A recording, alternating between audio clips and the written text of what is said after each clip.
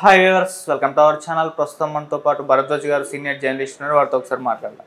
Sir నమస్కారం. నమస్తే sir, Pawan Kalyan గారికి అండ్ అల్లు అర్జున్ గారికి వీళ్ళిద్దరి మధ్య వివాదం తగ్గిపోయింది, వీళ్ళ ఫ్యాన్స్ మధ్య కూడా వివాదం సద్దుమణిగిపోయింది అనుకున్న ఈ టైంలో నిన్న పవన్ కళ్యాణ్ గారు కర్ణాటకలో ఒక ప్రెస్ మీట్లో మాట్లాడుతూ అంటే పర్యావరణం వాటి గురించి సంబంధించింది మాట్లాడారు సార్. ఆ నేపథ్యంలో ఆయన ఒక స్టేట్మెంట్ ఇచ్చారు. అంటే ఇంతకుముందు సినిమాల్లో హీరోలు అడవులను కాపాడేవారు, ఇప్పుడు గొడ్డలు పట్టుకొని స్మగ్లింగ్ చేయడం కూడా హీరోయిజం అయిపోయింది అన్నట్టుగా స్టేట్మెంట్ ఇచ్చేసరికి ఇది పుష్ప సినిమాని పరోక్షంగానే విమర్శించారు ఆయన అని చెప్పేసి చాలామంది మాట్లాడుకుంటున్నారు. మరోసారి చర్చలకు దారి తీసింది, మరోసారి వీళ్ళిద్దరి మధ్య వివాదం ఉంది అని చెప్పేసి అందరు కూడా మాట్లాడుకోవడం చూస్తున్నారు సార్. మరి ఆయన స్టేట్మెంట్ని మీరే విధంగా చూస్తారంటారు సార్? అంటే ఆయన శాఖకి పరిమితమై మాట్లాడాడు. మాట్లాడే క్రమంలో ఆయన మాట్లాడింది బెంగళూరులో కాబట్టి ఒక కన్నడ సినిమా రెఫరెన్స్లో మాట్లాడాడు. ఆయన గంధద గుడి అని రాజ్ కుమార్ విష్ణువర్ధన్ నటించినటువంటి ఒక పాత సినిమా, 40 ఏళ్ళు అన్నాడు కానీ అంతకంటే ఎక్కువే అయింది. అది దాదాపు 48-49 సంవత్సరాల క్రితం రిలీజ్ అయిన సినిమా అది. ఆ సినిమానే తెలుగులో అడవిరాముడు అనే పేరుతో వచ్చింది. ఎన్టీ రామారావు అనే హీరో యాక్ట్ చేశాడు తెలుగులో. అంటే ఒక రకంగా ఆ రోజుల్లో అడవిరాముడిలో కావచ్చు, లేకపోతే చిరంజీవి గారి కొండవీటి దొంగలో కావచ్చు, ఈవెన్ కొద్దో గొప్ప వేటగాడులో కావచ్చు, ఆ సినిమాల్లో హీరో అటవీ సంపదని కాపాడటం కార్యక్రమంగా ఉంటాడు. ఫారెస్ట్ ఆఫీసర్ అందులో ఎన్టీఆర్ క్యారెక్టర్ అడవిరాముడిలో ఫారెస్ట్ ఆఫీసర్. కన్నడలో రాజ్ కుమార్ చేశాడు అది.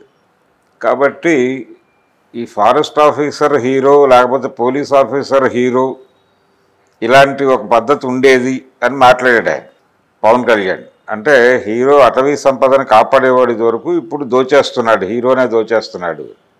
కాబట్టి నిజానికి హీరో అనేది స్మగ్లర్ హీరో అవటం అనేది పుష్పతో మొదలైన వ్యవహారమేం కాదు.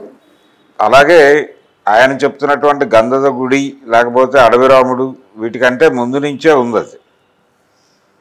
దానికంటే కొద్దిగా ముందు వచ్చినటువంటి దీవార్ సినిమా, దీవార్లో అమితాబ్ స్మగ్లరే. దానికంటే ముందు వచ్చినటువంటి ఇంకో సినిమా 75 దేవుడు చేసిన మనుషులు, ఎన్టీ రామారావు గారు అందులో దొంగే.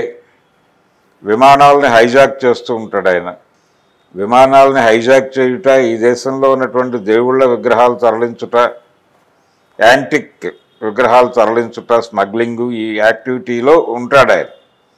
అయితే అందులోంచి బయటకు వచ్చేస్తాడు, అది వేరే గొడవ. బయటకు వస్తాడు, ఆ గ్రూప్తో గొడవ పడతాడు. అయితే బేసికల్గా ఆయన అంటే ఓపెనింగ్, ఆ సినిమా ఓపెనింగ్లో ఆయన స్మగ్లర్గానే ఓపెన్ అవుతాడు దేవుడు చేసిన మనుషుల్లో.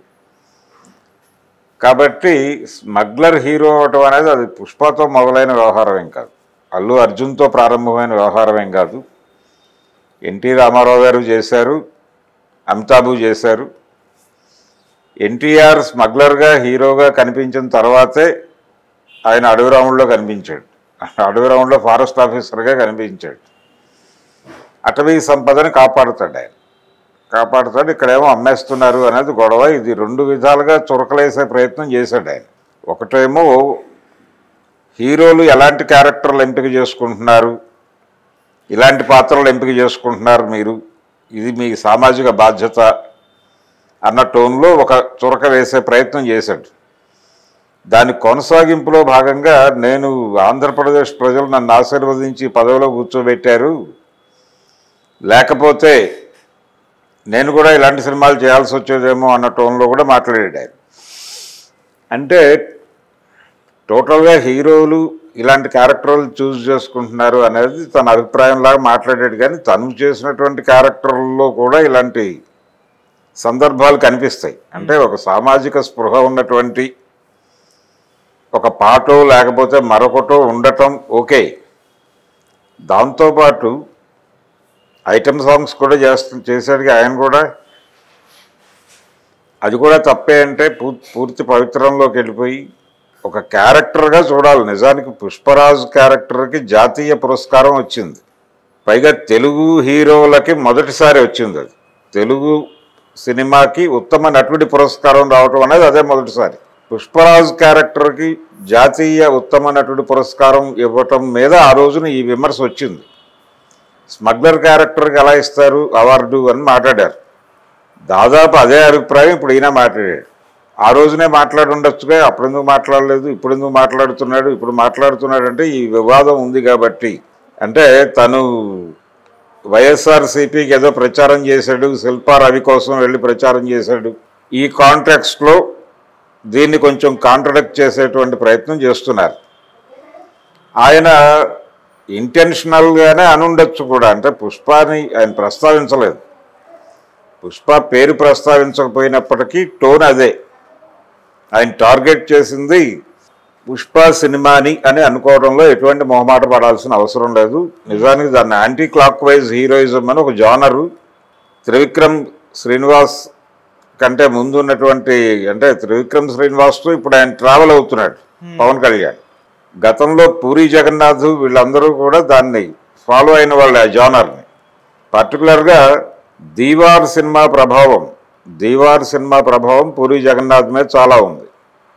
ఆయన సినిమాల్లో హీరోయిజం టోటల్గా దీవార్ రిఫ్లెక్షన్లోనే ఉంటుంది. ఆ దీవార్ సినిమా కూడా తెలుగులో డబ్ అయింది, రీమేక్ అయింది. ఎన్టీ రామారావు గారే నటించారు ఆ క్యారెక్టర్ కూడా. ఆ స్మగ్లర్ పాత్ర కూడా రామారావు గారే చేశాడు. ఓకే, మగాడు అనే పేరుతో వచ్చింది అది. కాబట్టి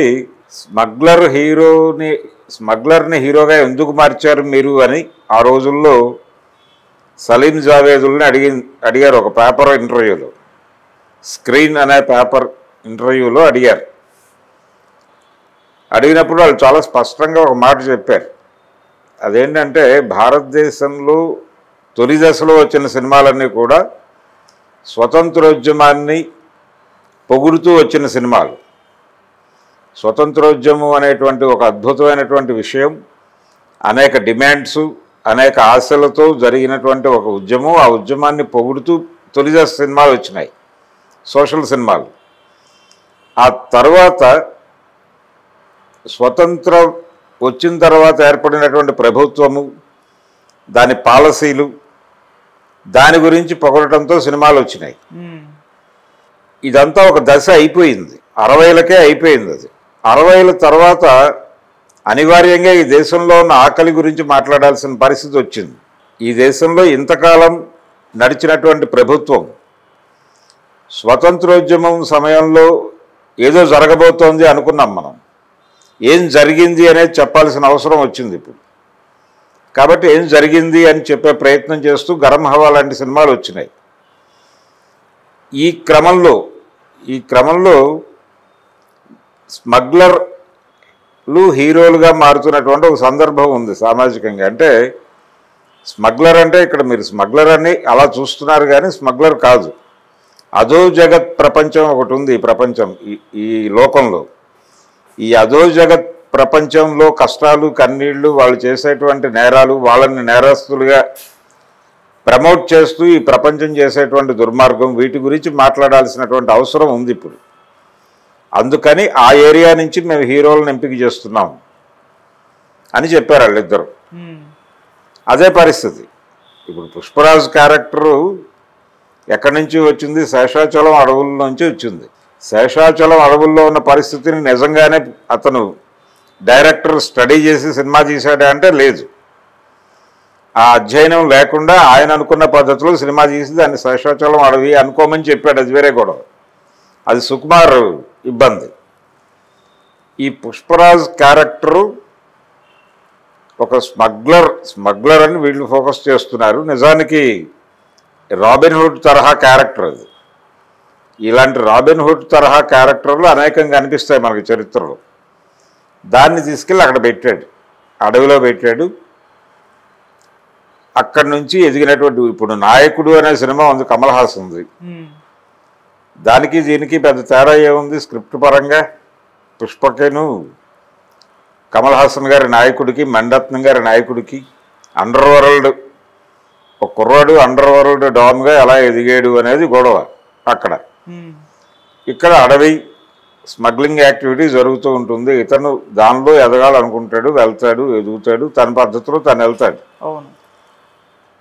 ఇప్పుడు ఒక సామాజిక తత్వవేత్తకు ఉండేటువంటి చైతన్యం పుష్పరాజుకు ఉండదు, పుష్పరాజుకు ఉండేటువంటి చైతన్యం ఒక సామాజిక తత్వవేత్తకు ఉండదు, ఒక పవర్ స్టార్కు ఉండేటువంటి చైతన్యం పుష్పరాజు అనేటువంటి వాడికి ఉండదు, పుష్పరాజుకు ఉండే చైతన్యం ఆ వారికి ఉండదు. అందుకని నిజానికి ఇప్పుడు అడవుల్లో నుంచి సంపద తరలిస్తోంది ఎవరు అనే ఒరిజినల్ కాంటెక్స్ట్లో గెడితే పుష్పరాజు అనే క్యారెక్టరు ఒక రకంగా నరేంద్ర మోడీని, అమిత్ షాని ఆ రెండు క్యారెక్టర్లకి కలిపినటువంటి ఒక పాత్రకి సూచికగా చూడాల్సినటువంటి అవసరం ఉంది. ఎందుకని చెప్తున్నానంటే ఈ మాట, ఇప్పుడు అటవీ సంపదని తరలించేస్తోంది ప్రభుత్వాలే. అడవుల నుంచి సంపదని తరలించడం కోసం, అడవుల్ని కార్పొరేట్లకి కట్టబెట్టడం కోసమే అటవీ శాఖ ఉంది. అదే జరుగుతోంది. అది కాదన్నందుకు ఆదివాసీల మీద దాడులు చేస్తున్నారు, వాళ్ళని అక్కడి నుంచి తరలించేస్తున్నారు, గెంటేస్తున్నారు. ఇదంతా ఒక క్రమంగా జరుగుతోంది, ఒక ప్రాసెస్గా జరుగుతోంది. ఆ ప్రాసెస్లో ఆయన కూడా ఉన్నాడు, పవన్ కళ్యాణ్ కూడా. ఈయన ఆధ్వర్యంలో ఎన్ని అడవులు ఖాళీ చేయించి ఎంత అటవీ భూమి ఎన్ని కార్పొరేట్లకు కట్టబడి, దీన్ని అభివృద్ధి అని చెప్తారు వీళ్ళు.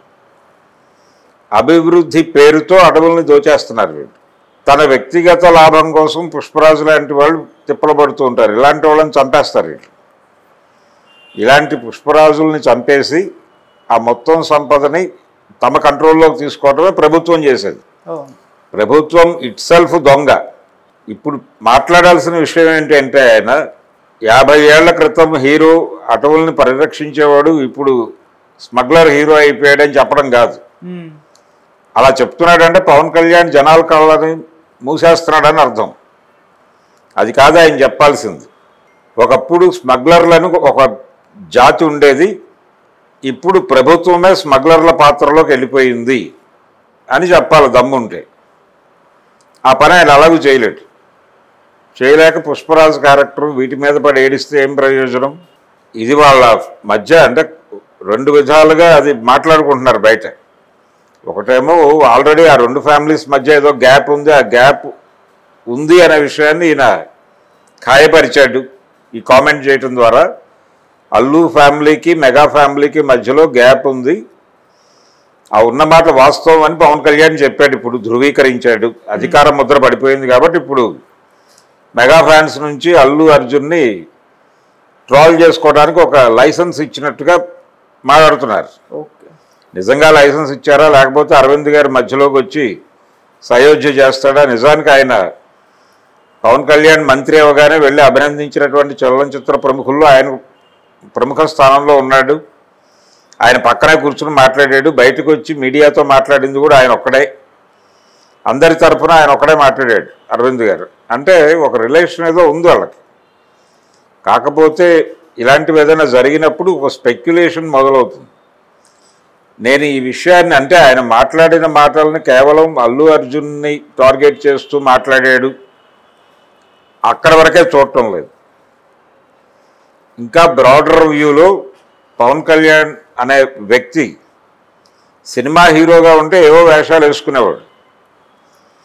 కానీ ఇప్పుడు ఆయన దోపిడీ ముఠాలో భాగస్వామి అయ్యాడు. అడవుల్ని దోచేసేటువంటి ముఠాతో చేతులు గలిపాడు ఆయన. దానికి ఆయన సమాధానం చెప్పుకోవాల్సిన పరిస్థితి వస్తే చెప్పుకోడు, పారిపోతాడు. అది పవర్ స్టార్ పరిస్థితి. ఓకే, పవర్ స్టార్ అంటే అదేదో చంద్రముఖిగా మారుతున్న అనే ఒక డైలాగ్ ఉంటుంది చంద్రముఖి సినిమాలో. అలా ప్రభుత్వం స్మగ్లర్గా మారిపోయి ఉన్నటువంటి సందర్భంలో ప్రభుత్వంలో ఈయన భాగస్వామి అయ్యాడు. కేంద్ర ప్రభుత్వంతో సయోధ్యలో ఉన్నాడు ఆయన. భారతీయ జనతా పార్టీ ఒళ్ళో కూర్చుని ఆడుకుంటున్నాడు ఆయన. భారతీయ జనతా పార్టీ మణిపూర్లో చేస్తోంది అదే. మణిపూర్ అడవుల మొత్తాన్ని తన హస్తగతం చేసుకుని అటవీ సంపదని దోచుకోవడం కోసం అక్కడున్న కుక్కీలను బయటకు గెంటేస్తున్నారు, కుదిరితే చంపేస్తున్నారు. చాలా ప్రాంతాల్లో జరుగుతోంది అదే. ఆపరేషన్ కగార్ అనేటువంటి పేరుతో మొత్తంగా భారతదేశంలో ఉన్న అడవులన్నింటినీ, అక్కడ ఉన్నటువంటి మూలవాసుల్ని ఖాళీ చేయించే ప్రయత్నంలో భారతీయ జనతా పార్టీ ఉంది. దాని గురించి మాట్లాడే దమ్ముంటే మాట్లాడవచ్చు. ఆ పోలికలో అడవిరాముడి గురించి మాట్లాడు, గంధదగుడి గురించి మాట్లాడు, దేని గురించి అయినా మాట్లాడు. అంతే తప్ప పుష్పరాజు క్యారెక్టర్ అసలు ఆ క్యారెక్టరు అదో సినిమా, ఆ సినిమా గురించి ఈయన మాట్లాడటం, దానికి మళ్ళీ 50 ఏళ్ల క్రితం సినిమాల పోలిక పెట్టి, అదే గంధదగుడిలో చేసినటువంటి రాజ్ కుమార్ గారు అంతకుముందు స్మగ్లర్ క్యారెక్టర్లు చేశాడు. అడవిరాముల్లో ఫారెస్ట్ ఆఫీసర్గా కనిపించిన రామారావు గారు 75లో దేవుడు చేసిన మనుషుల్లో స్మగ్లర్గానే నటించాడు. మగాడులో కూడా స్మగ్లర్గానే కనిపించాడు ఆయన. ఈవెన్ ఆయన నటించినటువంటి ఎదురులేని మనిషిలో కూడా అలాంటి క్యారెక్టరే. అంటే ఇలాంటి క్యారెక్టర్లే హీరోలు అనేది 75 నుంచి ప్రమోట్ అవుతూ వచ్చింది. సినిమాలు అలా మారిపోయినాయి. కిరాతకుడిలో చిరంజీవి గారు చేసిన క్యారెక్టర్ ఏమిటి? అదొక మనస్తత్వం ఉన్నటువంటి క్యారెక్టర్ అంతే. ఎందుకు చేసావు ఆ క్యారెక్టర్, నీకు విలువలు లేవా అని చిరంజీవిని ప్రశ్నిస్తే ఇప్పుడు ఏం చెప్తాడు ఆయన సమాధానం? చిరంజీవి అనే టైటిల్తో సత్యనారాయణ గారు ఒక సినిమా తీశాడు చిరంజీవితో. అందులో చిరంజీవి క్యారెక్టర్ సైకో క్యారెక్టర్. ఎందుకు చేసావంటే ఆ క్యారెక్టర్ చేయాలి, ఆ నటుడిగా తనని ప్రూవ్ చేసుకోవడానికి ఆ క్యారెక్టర్ చేశాడు అతను. అదే తప్ప నేను ఇటువంటి క్యారెక్టర్లా చేస్తాను అని మడికట్టుకుంటే ఎలా కుదురుతుంది? సమాజంలో ఉన్న అన్ని రకాల ముఖాలని చూపించగలిగితే నిన్ను నటుడు అంటారు. ఆ క్రమంలోనే దానికి ఉత్తమ నటుడి పురస్కారం వచ్చింది పుష్పరాజుకి. స్మగ్లర్కి ఎందుకు అవార్డు ఇచ్చారంటే స్మగ్లర్ కాదుగా, అతను ప్రొఫెషనల్గా స్మగ్లర్ అని మీరు చెప్తున్నారా? కాదు కదా, ఒక స్మగ్లర్ క్యారెక్టర్ని అతను పోర్ట్రైట్ చేశాడు. చేసిన పద్ధతి బాగుంది, జనాలకు నచ్చింది, ప్రజలను ఇన్ఫ్లుయెన్స్ చేయగలిగాడు తన నటన ద్వారా, అయిపోయింది. అవార్డుకి అంతకుమించి అర్హతే ఉంది. ఇవన్నీ పవన్ కళ్యాణ్ ఇలా మాట్లాడటం తప్పు. ఓకే, ఖచ్చితంగా పవన్ కళ్యాణ్ ఇలా మాట్లాడటం మీద క్వశ్చన్ చేయాల్సిన అవసరం ఉంది. అల్లు అర్జున్ మాట్లాడు కానీ ఇప్పుడు అడవుల నుంచి ప్రభుత్వం గెంటేస్తున్నటువంటి జనాలందరూ పవన్ కళ్యాణ్ని నిలదీయాల్సినటువంటి అవసరం అయితే ఉంది. అటవీ సంపదని కాపాడే ఉద్దేశం ఉంటే ముందు బయటకు వచ్చేయి, ప్రభుత్వం నుంచి వచ్చి మా వైపు నిలబడు, పోరాటం చేద్దాం అని పవన్ కళ్యాణ్ ఇంటి ముందుకు వెళ్ళి, ఇప్పుడు ఆపరేషన్ కగార్ అనే పేరుతో కేంద్ర ప్రభుత్వం చాలా ప్రాంతాల్లో ఛత్తీస్గఢ్లోను ఇతర ప్రాంతాల్లోనూ అడవుల నుంచి బయటకు గెంటేస్తున్న